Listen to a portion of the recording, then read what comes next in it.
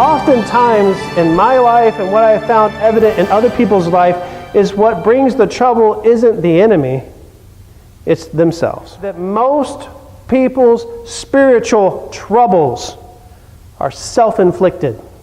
Some people live a spiritually suicidal life by the things they do, by the grievances they make, by the things that they say. And then they expect God to reach down and bless them and speak to them, but yet they are not living according to His Word. And so they have trouble. And they sit there and they say, look what the devil, look what the enemy is doing, when it's not the enemy that has brought the trouble into their life, it's themselves. So your enemies have got their thing that they're going to try to do. They're going to try to bring despair, division, and darkness, but then troubles come. And sometimes troubles come because of our own doing. And then it may seem like trouble is on every side, like 2 Corinthians 4:8 says. But I want to talk to you about what that word trouble means.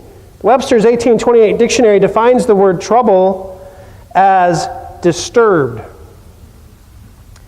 agitated, afflicted. Trouble's going to be there. You're going to be disturbed. You're going to be agitated.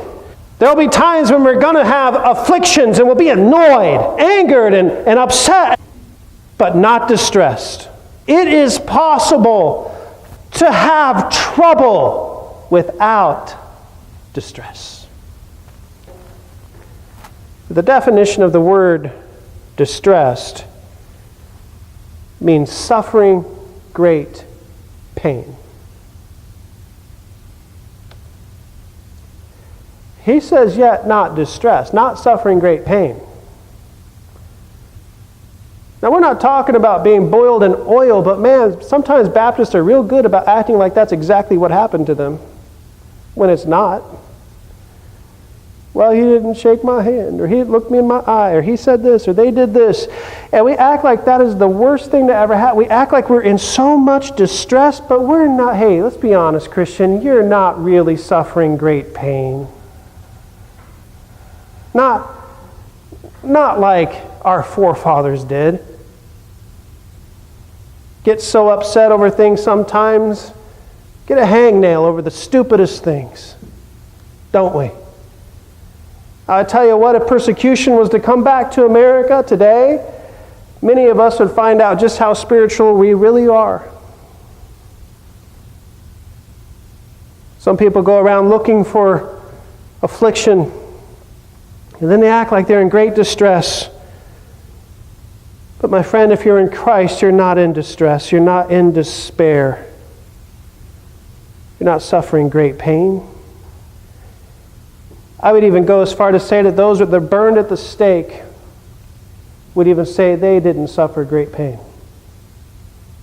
I think they would give that testimony.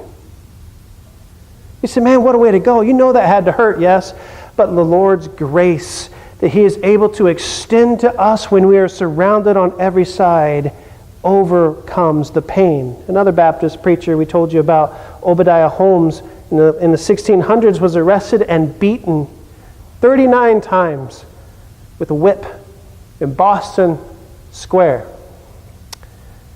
Me and my wife got to go there and be there. This man was whipped for just one reason, and that was because he was a Baptist. They whipped him and he bled extremely. They were trying to kill the man. After they loosed him from the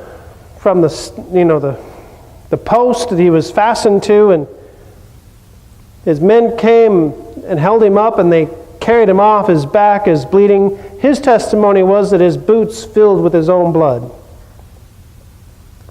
And he looked at the magistrates and those people that brought such pain upon him, such great pain. I'd call it distress.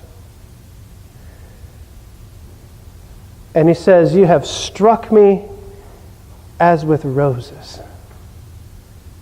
Later in his testimony, he said there was such a physical manifestation of the presence of God that he didn't feel a single lash of that whip. Troubled, but not distressed.